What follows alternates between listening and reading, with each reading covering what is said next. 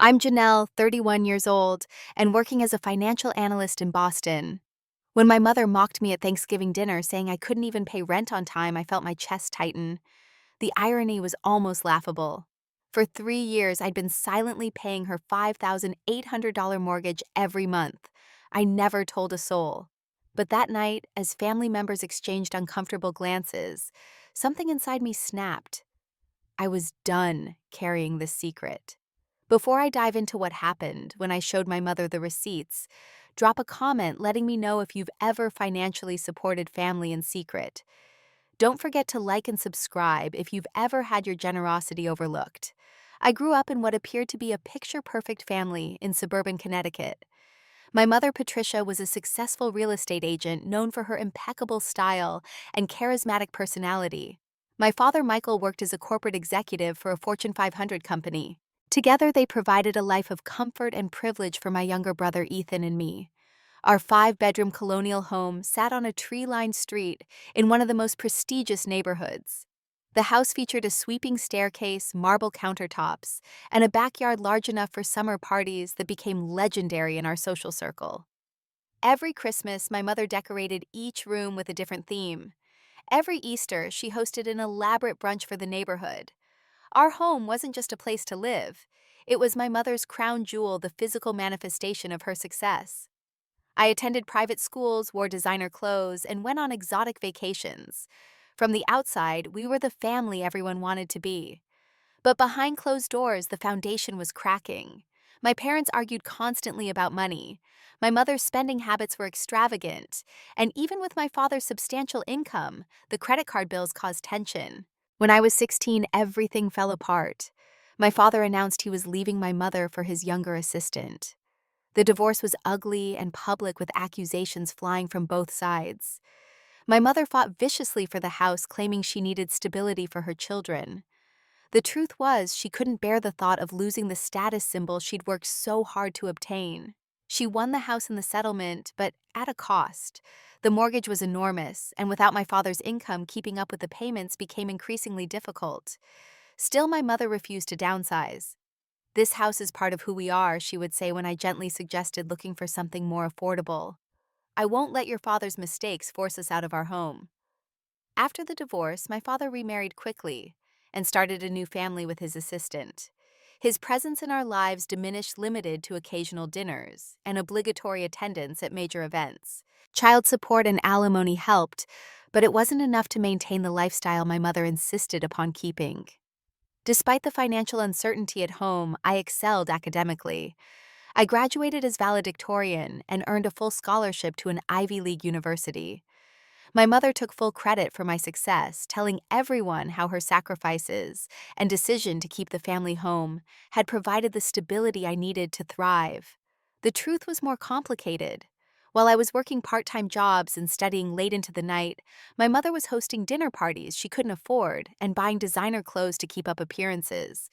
My brother Ethan, 3 years younger than me, struggled after the divorce. He became withdrawn, his grades suffered, and he started hanging out with a troubling crowd. My mother's solution was to buy him expensive gifts, further straining her finances. By the time I left for college, the dynamics were set. My mother was the martyr who sacrificed everything to keep us in our family home. I was the successful daughter who had benefited from her sacrifices. And Ethan was the troubled son who needed constant attention and resources. These roles would define our relationship for years to come, creating a complex web of expectations and resentments that none of us knew how to untangle.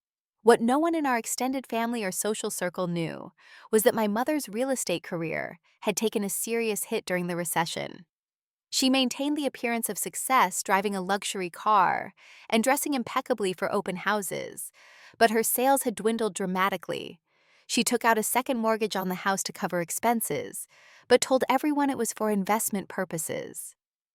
Meanwhile, I was learning valuable lessons about financial independence and responsibility, lessons that would serve me well, but would eventually create a painful divide between my mother's values and my own. My college years taught me financial independence in ways my privileged upbringing never could. While many of my classmates received regular allowances from their parents, I worked 20 hours a week at the campus library, and another 10 hours tutoring underclassmen in economics.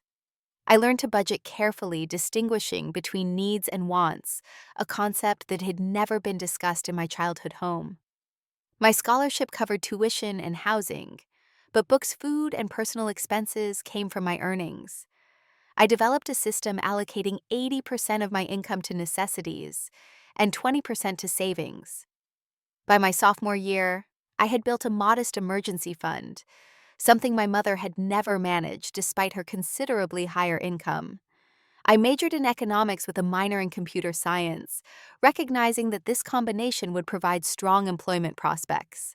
While my peers debated philosophy over expensive lattes, I was calculating compound interest and learning about investment strategies. My professor, Dr. Henderson, became a mentor impressed by my drive and practical approach to financial matters.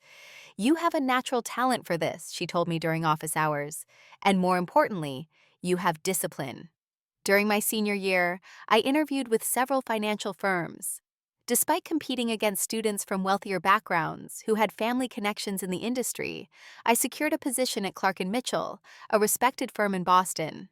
The starting salary wasn't extraordinary, but the position offered excellent training and advancement opportunities.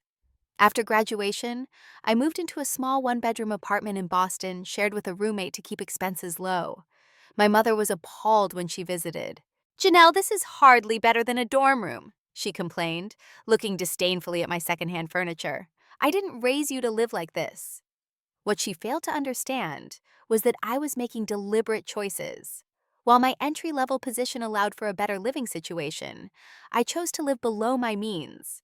I was contributing 15% of my income to my 401k, building a robust emergency fund, and paying off my small student loans ahead of schedule. These decisions weren't born of necessity, but of strategy. Over the next few years, I steadily climbed the corporate ladder at Clark & Mitchell. My analytical skills and work ethic earned me a reputation as someone who could be counted on to deliver results. By 26, I had been promoted twice and was handling accounts for high net worth clients. By 28, I had reached a senior financial analyst position, with a salary that would have impressed even my status-conscious mother had I chosen to share the details with her. Instead, I maintained a modest lifestyle. I moved into my own apartment, but chose a simple, clean place in a safe but not trendy neighborhood. I drove a reliable mid-range car that I purchased used and maintained meticulously. My wardrobe consisted of quality basics rather than flashy designer items. I took one vacation per year planned carefully and budgeted for months in advance. This approach to finances puzzled my mother, who equated spending with success. During her infrequent visits to Boston, she would press me about my career advancement and express concern that I wasn't living up to my potential, by which she meant living more luxuriously. "You work at a financial firm, for goodness sake," she would say. "You should at least look the part." What she didn't know was that I had amassed significant savings and made several sound investments. My net worth at 28 far exceeded what most people my age had accumulated, but it wasn't visible in the form of luxury goods or an expensive address. It was during this period that I met Alex, a software engineer, who shared my practical approach to finances. We met at a friend's dinner party and bonded over our mutual disbelief at the spending habits of some of our peers. Alex had grown up in a middle-class family in Michigan, where he had learned the value of hard work and saving. Like me, he lived comfortably but modestly, prioritizing financial security over appearances. Our relationship developed naturally based on shared values and genuine connection, rather than the superficial markers of success my mother had always emphasized. Alex became not just my partner, but my confidant, the one person with whom I could be completely honest about my family's complicated financial dynamics. "Your mother lives in a different reality," he observed after meeting her for the first time. "She's created this narrative where appearance is everything, even if it means living on the edge financially." His insight was accurate and helped me understand the growing tension between my mother's lifestyle choices and my own financial principles. But even Alex didn't know that this tension would soon pull me into a situation that would test both my financial discipline and my emotional boundaries. The call came at 11:30 on a Tuesday night. I was already in bed reviewing client portfolios on my laptop before sleep. Seeing my mother's name flash across my phone screen so late instantly sent a wave of anxiety through me. "Mom, is everything okay?" I answered, immediately concerned. There was a pause, then the sound of muffled crying. "Janelle, I need your help," my mother finally said, her voice breaking. "I'm going to lose the house." My stomach dropped. Despite our differences in financial philosophy, the family home held emotional significance for me too. It was where I had grown up, where my childhood memories lived in every corner. "What do you mean, what's happening?" I asked, sitting up straight, fully alert now. Through tears, my mother explained that she was 3 months behind on the mortgage payments. The bank had sent a final notice threatening foreclosure if she didn't make a substantial payment within 30 days. The amount needed was staggering $17,400 to bring the account current. "I've tried everything," she sobbed. "The market has been so slow and my commission checks aren't what they used to be. I thought I could catch up, but things just kept getting worse." I asked the obvious question. "Mom, have you considered selling the house and finding something more affordable?" This suggestion was met with immediate resistance. "This is our family home, Janelle. How could you even suggest that? Where would Ethan live? He's still finding his way." My brother at 24 was indeed still finding his way and living at home, contributing minimally to household expenses while working part-time at a local music store. But I kept this observation to myself. "What about Dad? Could he help?" I suggested, though I already knew the answer.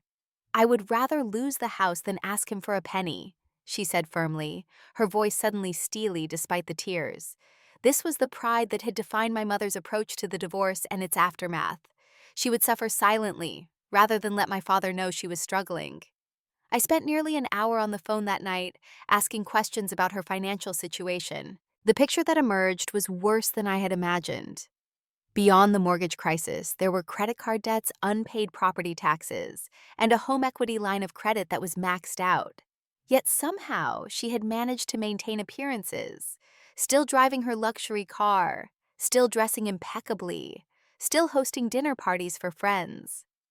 After we hung up, I sat in the darkness of my bedroom, calculating and recalculating my own finances. I had been saving for a down payment on my own home building, a fund that represented years of careful planning and sacrifice. Using that money to bail out my mother's mortgage went against every financial principle I believed in. It would be enabling behavior that needed to change, not supporting someone through a temporary hardship. Yet I couldn't bear the thought of my mother losing her home of my childhood memories being erased by a foreclosure sign. And more practically, I couldn't imagine my mother and brother finding affordable housing quickly, especially given my mother's credit situation. The next morning, I called the mortgage company directly. I identified myself as Patricia's daughter, and after providing the necessary verification information, spoke with a loan officer about the situation. We worked out a payment plan if I made a payment of $6,000 immediately to stop the foreclosure process, followed by the regular mortgage payment of $5,800 monthly. They would work with us to spread the remaining balance over 6 months. I then called my mother with the plan. "I can help you through this, Mom, but it has to be temporary. 3 months at the most. During that time, you need to either increase your income substantially or start looking at downsizing options." The relief in my mother's voice was palpable. "Oh, Janelle, I don't know how to thank you.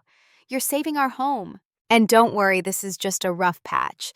I have 2 big listings that should close next month and everything will be back on track."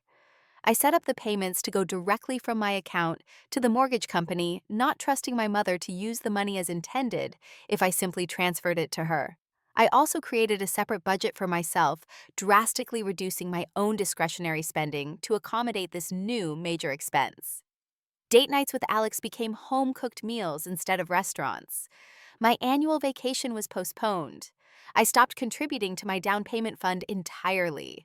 3 months came and went. The big listings my mother mentioned either didn't sell or fell through. Each time I brought up ending my financial support, there was a new crisis, a new reason why this wasn't the right time to make changes.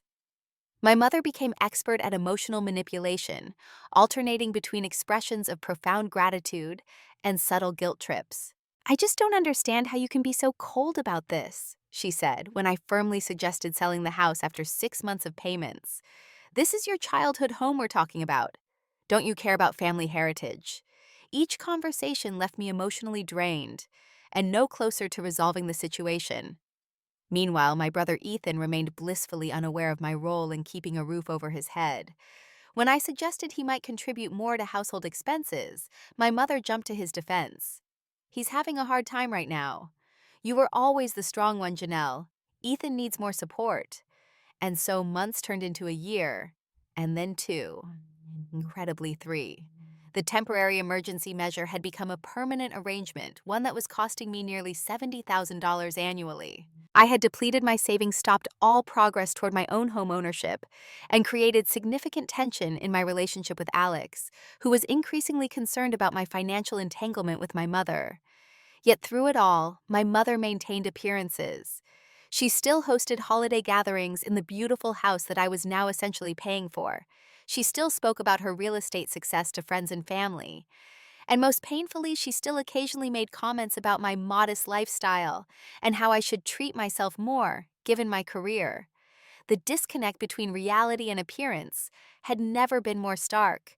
But I kept the secret, swallowing my resentment and telling myself that family loyalty justified the financial sacrifice.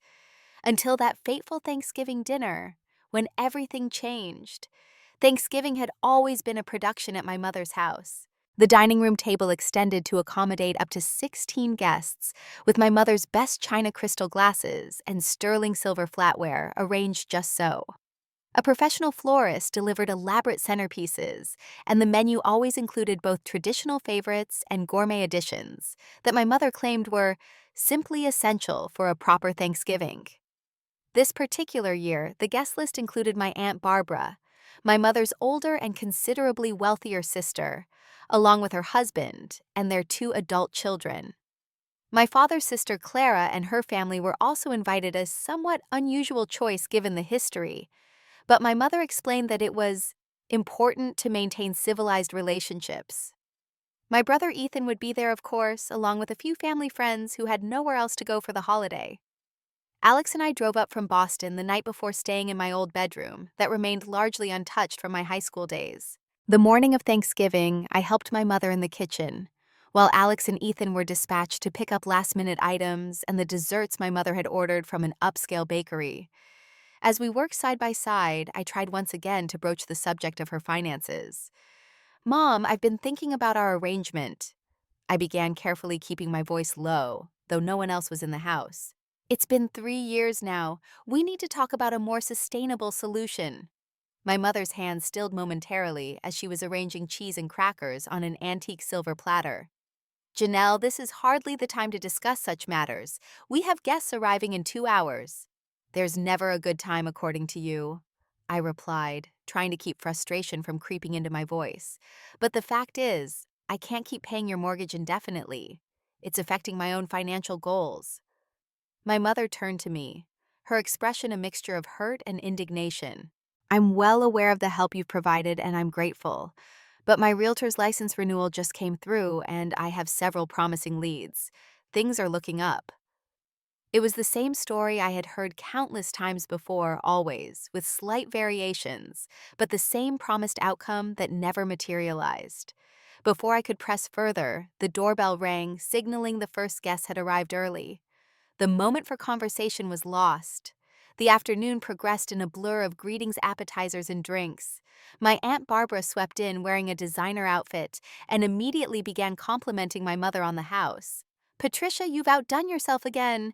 This place just keeps getting more beautiful. Those new drapes in the living room must have cost a fortune." I nearly choked on my wine. The new drapes in question had been purchased just last month, despite my specific request that my mother cut back on non-essential spending. I caught Alex's eye across the room, and he gave me a sympathetic look. He was the only one who knew the truth about my financial support, and even he didn't know the full extent of it. By the time we all sat down to dinner, the table was groaning with food, much of it catered, though my mother would never admit it. Crystal glasses were filled and refilled with expensive wine. My mother sat at the head of the table, playing the role of gracious hostess to perfection. The conversation flowed easily at first, with updates on jobs, children, and recent travels. Then my Aunt Barbara, always one to steer conversation toward financial success, began asking about everyone's real estate investments. "Property values in this neighborhood have just skyrocketed," she commented. "Patricia, you were so smart to hold on to this place. What's it worth now must be close to $2 million." My mother smiled modestly. "Something like that. It was a strategic decision to stay. Real estate is all about location, location, location, as I always tell my clients." Speaking of smart financial decisions, my mother continued, turning the conversation away from her own situation. "Did I tell everyone that Ethan is starting his own business? He's designing websites for local musicians." This was news to me. Last I had heard, Ethan was still working part-time at the music store and spending most of his free time playing video games in the basement. But everyone at the table murmured appreciatively, and Ethan basked in the attention. "What about you, Janelle?" my Aunt Clara asked. "Still with that financial firm in Boston?" Before I could answer, my mother jumped in. "Yes, though she's still in that tiny apartment with the secondhand furniture. I keep telling her with her education and position she should be living better." I felt a flush creep up my neck, but managed a tight smile. "I prefer to live within my means." "Within your means?" My mother laughed, the sound slightly brittle after several glasses of wine. "Darling, false modesty doesn't suit you. Though I suppose saving is a good habit, especially since Alex mentioned you two might be thinking about a place of your own soon." Alex looked startled. We had indeed been discussing the possibility before my finances became entangled with my mother's, but it was now a distant dream, not something we had shared with family. I shot him a questioning look and he shook his head slightly, indicating he hadn't mentioned it to my mother. "Actually," my Aunt Barbara interjected, "real estate investments are essential at your age, Janelle. Your generation needs to be more proactive about building assets." The conversation then devolved into a critique of millennials and their supposed financial irresponsibility. I sat quietly pushing food around my plate, feeling increasingly uncomfortable, as various relatives shared anecdotes about young people who couldn't manage money properly. Then came the moment that changed everything. My mother, refilling her wine glass for the fourth time, smiled indulgently at me across the table. "At least Ethan helps around the house. Janelle can't even pay rent on time with that fancy job of hers." The table erupted in laughter. My brother snickered loudest of all. I felt Alex stiffen beside me, his hand finding mine under the table and squeezing it supportively. The comment stung with particular sharpness because it was so outrageously false. Not only did I pay my own rent on time every time, but I had been paying my mother's $5,800 mortgage for 3 years. Years of resentment, of swallowed pride, of depleted savings accounts, of postponed dreams, all crystallized in that moment of public humiliation. I excused myself from the table, claiming I needed to use the restroom. In reality, I needed a moment alone to collect myself to decide how to respond to this situation that had finally become unbearable. As I stood in the hallway taking deep breaths, I could hear the conversation continuing in the dining room, my mother's voice rising above the others, as she regaled everyone with stories of her recent real estate triumphs, all fictional. In that moment, I made a decision. The secrecy had to end. It wasn't helping my mother. It was enabling her delusions and her financially destructive behavior. And it was destroying my own financial future and peace of mind. With new resolve, I returned to the dining table where dessert was now being served. I sat down quietly, waiting for the right moment. It came sooner than expected when my mother, apparently not satisfied with her earlier jab, circled back to the topic of my supposed financial irresponsibility. "Janelle was always terrible with money even as a teenager," she told the table indulgently. "Remember when she bounced all those checks in college? That had happened exactly once when I was 18 and still learning to manage my own finances.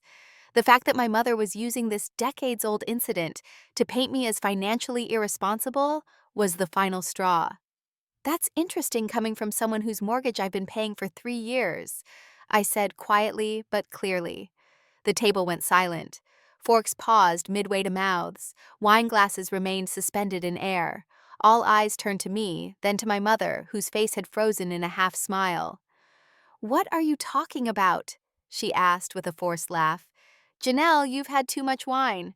"I'm completely sober, Mom," I replied evenly. And everyone at this table deserves to know the truth. For the past 3 years, I've been paying your $5,800 mortgage every month. That's $69,600 per year. I've also covered property tax payments and home insurance when you couldn't. In total, I've spent over $200,000 keeping you in this house. The stunned silence deepened. My Aunt Barbara's mouth actually fell open. My brother Ethan looked from me to our mother in confusion. "That's ridiculous," my mother said, but her voice lacked conviction. "I've accepted small loans occasionally, but nothing like what you're describing." I had come prepared. I reached into my purse beside my chair and pulled out a folder containing bank statements, payment confirmations, and correspondence with the mortgage company. I had brought these documents not with the intention of using them, but as a reminder to myself that I needed to have a serious private conversation with my mother after the holidays. Now, I spread them across the table, covering the remains of pumpkin pie and cranberry sauce. "Here are the receipts," I said calmly. "Every payment for the last 36 months. As family members leaned forward to look at the documents. My mother's face went from flushed with wine and indignation to ashen. She opened her mouth as if to speak, then closed it again.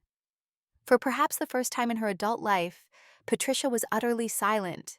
The aftermath of my revelation was immediate and chaotic. My Aunt Barbara began examining the documents with the intensity of a forensic accountant. My Uncle Tom muttered something about needing a stronger drink and retreated to the liquor cabinet. My cousin Jennifer kept saying, "Oh my God," in progressively quieter tones, and my brother Ethan stood up abruptly, knocking over his water glass. "What the hell, Mom?" he demanded. "You told me you were doing fine. You told me the house was paid off years ago." This new piece of information added another layer to my mother's web of deception. I hadn't known she'd lied to Ethan about the mortgage status. In his eyes, he'd been living at home to help out, rather than being subsidized. My mother, recovering slightly from her initial shock, attempted damage control. "This is all being blown out of proportion," she said, her voice strained but attempting normalcy. "Janelle has helped me through some temporary cash flow issues, yes, but it was just until my commission checks came through." "For 3 years?" my Aunt Clara asked incredulously. "Patricia, that's not a cash flow issue. That's insolvency. And all this time you've been criticizing Janelle for being financially irresponsible." Alex spoke up, unable to contain himself any longer. "Do you have any idea what she sacrificed to keep you in this house?" My mother's face hardened. "I didn't ask for her to take over the payments completely. That was her choice." The audacity of this statement left me momentarily speechless. After 3 years and hundreds of thousands of dollars, she was attempting to frame my financial support as some kind of overreaction on my part. "You were facing foreclosure, Mom," I reminded her, keeping my voice steady despite the anger bubbling inside me. "You called me crying at midnight saying you were going to lose the house within 30 days if you couldn't come up with $17,000. What was I supposed to do?" "And you promised it would be temporary," I continued. "3 months at most, you said. But there was always another reason why you couldn't take back responsibility. Always another excuse for why you couldn't downsize." My Aunt Barbara, who had been flipping through the bank statements, looked up with a frown. "Patricia, according to these statements, you've had several large deposits over the past year. Commission checks, I assume. What happened to that money?" My mother shifted uncomfortably. "Running a household is expensive, Barbara. There are many costs beyond the mortgage." "Like the new drapes?" I asked pointedly. "Or the catered Thanksgiving dinner? Or the spa weekend you took last month?" Ethan, who had been processing all this information with growing anger, turned on me. "Why didn't you tell me I could have helped? I could have gotten a better job, paid rent." "Mom said you were struggling," I replied honestly. "She said you needed support, not pressure." "So you've been covering for her lies for 3 years?" he asked, his voice rising, "making me look like a mooch." Before I could respond, my mother stood up, tears now streaming down her face. "I can see I'm being ganged up on. None of you understand the pressure I've been under trying to maintain our family's standing after your father abandoned us." It was the familiar victim narrative, one she had deployed effectively for years. But this time it fell flat. The evidence was literally on the table, undeniable proof of her deception and my sacrifice. "I think I need to lie down," she said finally, her voice small. I'm not feeling well." As she left the dining room, an uncomfortable silence descended. Family members exchanged glances, unsure of how to proceed with the holiday gathering now that its foundations had been so thoroughly shaken. My Aunt Barbara was the first to recover. "Well," she said, attempting a light tone, "I think we could all use some coffee. Janelle, why don't you and I go to the kitchen?" In the kitchen, away from the others, my aunt dropped her socialite persona. "I had no idea," she said seriously. "Your mother has been maintaining this facade for years, talking about her successful business and how well she was doing." "That's what she does," I replied mechanically, measuring coffee grounds. "Appearances matter more than reality." My aunt hesitated, then asked, "Why did you keep it secret for so long? Why not tell the family?" It was a good question, one I had asked myself many times. At first, I really thought it was temporary. Then it became embarrassing both for me and for her. And I guess part of me was protecting her pride. She's lost so much already with the divorce and Dad's new family.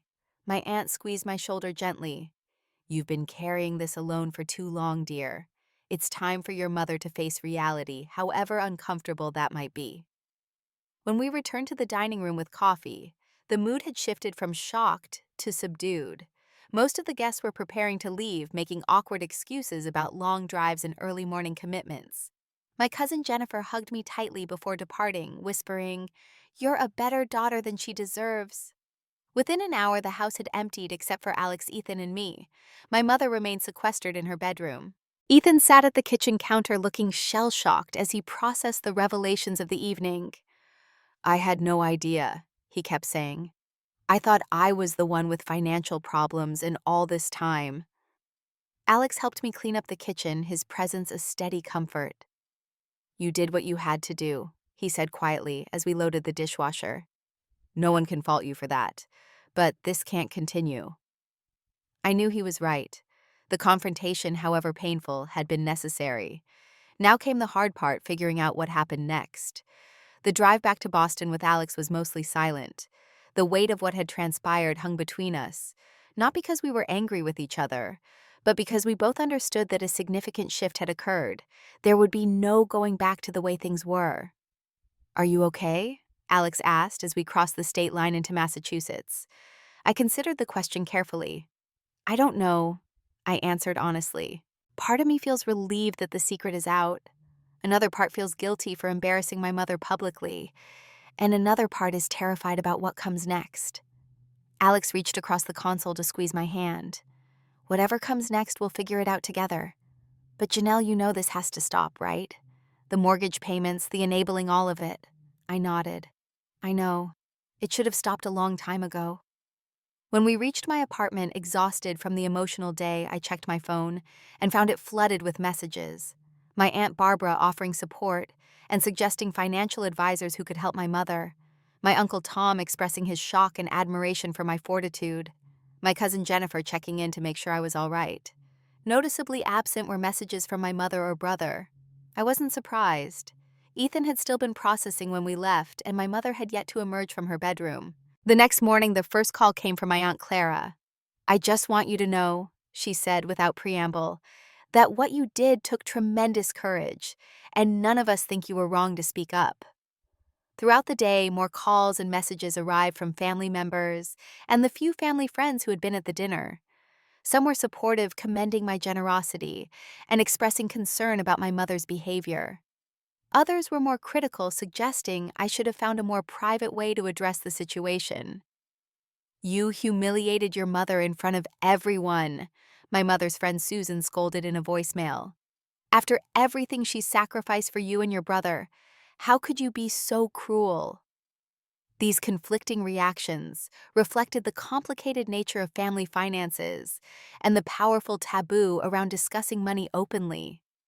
I had broken that taboo in the most dramatic way possible. By evening, I still hadn't heard from my mother. I considered calling her, but decided against it. The ball was in her court now. Instead, I called my therapist, Dr. Winters, and scheduled an emergency session for the following day. "Family financial entanglements are among the most difficult situations to navigate," she told me during our session. You've been carrying not just the financial burden, but also the emotional weight of your mother's deception. That's an enormous strain. We discussed healthy boundaries and the concept of financial enabling versus support. There's a difference between helping someone in a genuine crisis and financing their self-deception, Dr. Winters explained. Your mother needed to face reality 3 years ago. By shouldering her burden in secret, you've delayed that necessary reckoning. I knew she was right, but the guilt persisted. I just keep thinking about her losing the house, I admitted, about all those memories being erased. Houses hold memories, but they don't create them. Doctor, Winters replied gently. Your childhood experiences won't disappear if the physical structure changes hands. And consider this. Might your mother actually be happier ultimately in a living situation she can genuinely afford? It was a perspective I hadn't fully considered. So focused had I been on preventing loss, rather than facilitating a sustainable solution. 5 days after Thanksgiving, Ethan finally called. Mom's a mess, he said without preamble. She barely leaves her room. I don't know what to do. I felt a pang of concern despite everything. Has she said anything about what happened, about the mortgage? She says you've betrayed her, Ethan replied, his tone neutral, simply reporting facts. That you've destroyed the family by airing private matters publicly. The accusation stung, though I had anticipated something like it. And what do you think? I asked cautiously. There was a long pause. I think I've been living in a fantasy world, he finally said. Mom told me the house was paid off. She told me I was helping by handling small repairs and yard work instead of paying rent. All this time you were carrying the whole thing on your shoulders, and I was… What? Playing video games and working part-time at 27 years old. The self-recrimination in his voice made me soften. You didn't know, Ethan. Mom kept us both in the dark, just in different ways. Yeah, but I should have known something was up. The math never made sense, but it was easier not to question it. He sighed heavily. I feel like such a loser. You're not a loser, I assured him. But maybe this is an opportunity for both of us to make some changes. 2 weeks after Thanksgiving, my mother finally called. Her voice was subdued, lacking the vivacity that typically characterized her speech. I suppose we should talk, she said, as though she were granting me an audience rather than initiating a necessary conversation. We agreed to meet at a neutral location, a coffee shop halfway between Boston and Connecticut. When I arrived, I was shocked by my mother's appearance. Always impeccably groomed, she now looked disheveled with minimal makeup and hair that hadn't been professionally styled in weeks. You've ruined me socially, were her first words as I sat down across from her. Barbara has told everyone at the country club. I can't show my face there anymore. I took a deep breath, reminding myself of the boundaries I had discussed with Dr. Winters. I'm sorry you're embarrassed, Mom, but I'm not responsible for the situation. The choices that led to this moment were yours. She looked taken aback by my directness. For a moment, I thought she might get up and leave. Instead, she deflated slightly. I suppose you're right, she conceded, though the words clearly cost her. I've made a mess of things. It was the closest thing to an admission of responsibility I had ever heard from my mother. We need to talk about next steps, I said gently. I can't continue paying the mortgage. I know, she replied, surprising me again. I've spoken with a realtor, not someone I know professionally, someone from another firm. The house needs to be sold. Relief washed over me. That's a good decision, Mom. It's the right thing to do. It doesn't feel right, she said, her voice breaking slightly. It feels like failure. In that moment, I glimpsed the fear that had driven her behavior for so long, the terror of being seen as a failure, of losing the status she had worked so hard to achieve. It didn't excuse her actions or the financial burden she had placed on me, but it helped me understand them a little better. Starting fresh isn't failure, I told her. It's an opportunity to build something sustainable, something that won't keep you up at night worrying about bills you can't pay. Over the next hour, we had the most honest conversation about finances we'd ever shared. I agreed to make 2 more mortgage payments to give her time to list and sell the house. She agreed to work with a financial advisor. I recommended someone who specialized in helping people downsize and create realistic budgets. We also discussed Ethan, who had reluctantly admitted it was time for him to find his own place and a full-time job. As we parted, My mother hugged me awkwardly. "I'm sorry," she whispered so quietly I almost missed it. "I never meant for you to sacrifice so much." It wasn't a full acknowledgement of all she had done, all the manipulation and deception, but it was a start. And for now, it was enough to begin rebuilding what had been broken. 6 months after that fateful Thanksgiving dinner, the landscape of our family had transformed dramatically. My mother's house sold more quickly than expected, fetching a good price despite needing some updates. After paying off the mortgage and other debts, she had enough left to make a sizable down payment on a comfortable but modest two-bedroom condo in a pleasant neighborhood, about 20 minutes from her old home. The process of downsizing was emotionally challenging for her. Each piece of furniture, each decorative item, represented a part of the identity she had constructed so carefully over the years. I flew up on weekends to help sort through decades of accumulation, a process that was sometimes tearful, but ultimately cathartic. "I never realized how much stuff I had," my mother remarked as we packed up the kitchen, "or how much energy I spent maintaining it all." This was one of many small revelations that accompanied her transition to a more modest lifestyle.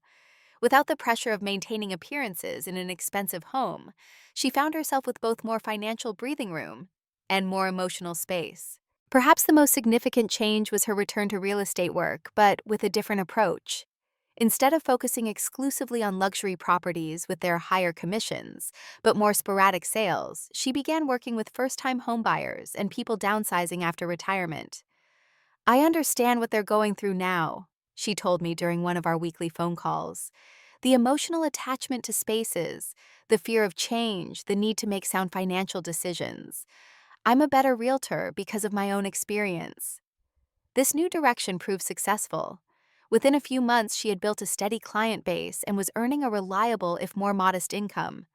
For the first time in years, she was covering her own expenses completely. My brother Ethan underwent his own transformation. The revelations about our family finances had been a wake-up call for him. He moved out of my mother's house before it sold, finding a small apartment with a roommate. He enrolled in a coding boot camp, leveraging his interest in website design into marketable skills. By the time my mother moved into her condo, he had secured an entry-level position at a digital marketing firm.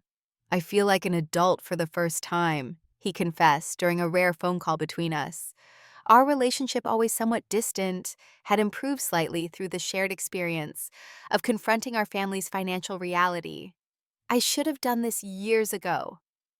As for me, the end of my financial obligation to my mother meant a sudden increase in available income. After 3 years of depleting my savings and putting my own goals on hold, I could finally refocus on my future. The first step was a meeting with my own financial advisor to assess the damage and create a recovery plan. "You're actually in better shape than you might think," she told me after reviewing my finances. "Yes, you've diverted a significant amount to your mother's mortgage, but your career advancement during this period means your earning potential has increased substantially. If you maintain your current spending habits while directing the funds previously allocated to your mother's expenses to your own goals, you can recover relatively quickly." This assessment proved accurate. Within 6 months, I had rebuilt my emergency fund and begun contributing the maximum to my retirement accounts again. I had also resumed saving for a down payment on a home, a goal that now seemed attainable rather than a distant dream. My relationship with Alex deepened through this challenging period. His support never wavered even when I was at my most stressed and uncertain. As things stabilized with my family, we began discussing our future more seriously. "I think we're ready," he said one evening as we sat on the balcony of my apartment looking out at the Boston skyline, "to buy a place together to make it official." 3 months later, we closed on a charming two-bedroom condo in a neighborhood we both loved. It was within our budget, allowing us to maintain the financial discipline that was important to both of us. The day we moved in, Alex surprised me by proposing in our empty living room, the space that would soon become filled with memories of our life together. When Thanksgiving came around again, 1 year after the confrontation that had changed everything, I decided to host dinner in our new home. I invited my mother, Ethan, and a few close friends. It would be a small gathering, nothing like the elaborate productions of previous years, but genuine in a way those never were. My mother arrived early bearing a homemade pie, rather than the expensive catered desserts of the past. "I've been taking cooking classes," she explained, somewhat self-consciously. "It's more economical than always ordering in, and I find I actually enjoy it." As we prepared the meal together in my modestly appointed kitchen, I marveled at how much had changed in a year. The tension that had characterized our relationship for so long had eased, replaced by a cautious but growing mutual respect. During dinner, the conversation flowed easily, touching on work relationships and future plans.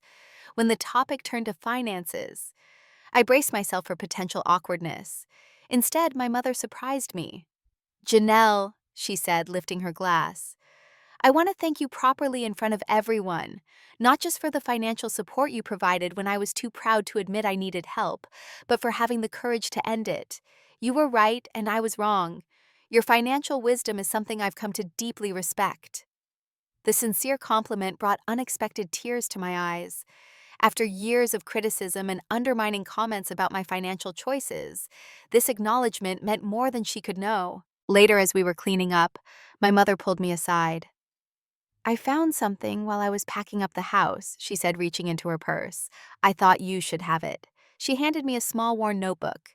Opening it, I recognized my own childish handwriting. It was a budget I had created at 12 years old, meticulously tracking my babysitting earnings and expenses for things like books and movie tickets. "You were always good with money," my mother said softly. "I should have learned from you instead of making you feel inadequate. I'm sorry it took losing everything to see that." That night, after everyone had left, and Alex and I were alone in our new home, I reflected on the journey of the past year. The confrontation at Thanksgiving had been painful, even traumatic, but it had also been necessary. It had cleared away years of deception and enabled genuine growth and healing. "No regrets?" Alex asked, sitting beside me on our new couch, the first piece of furniture we had purchased together. "No regrets," I confirmed. Setting boundaries isn't just about saying no to others. Sometimes it's about saying yes to yourself, to your own needs and future. The financial boundaries I had established with my mother hadn't destroyed our relationship as I had feared. Instead, they had transformed it into something healthier and more authentic. My mother was happier in her right-sized life than she had been struggling to maintain a facade of wealth. My brother had found independence and purpose, and I had reclaimed my financial future while discovering a strength I hadn't known I possessed. The journey wasn't over. There would be more challenges, more conversations, more growth ahead. But for the first time in years, I felt free. Free from secrets, free from unsustainable obligations, and free to build the life I truly wanted, rather than financing someone else's illusions. Have you ever had to confront a family member about money? How did you handle it? Share your story in the comments below. And if this resonated with you, please subscribe, and share with someone who might be struggling with similar family financial dynamics. Remember, setting boundaries isn't selfish. It's necessary for healthy relationships. Thank you for listening to my story.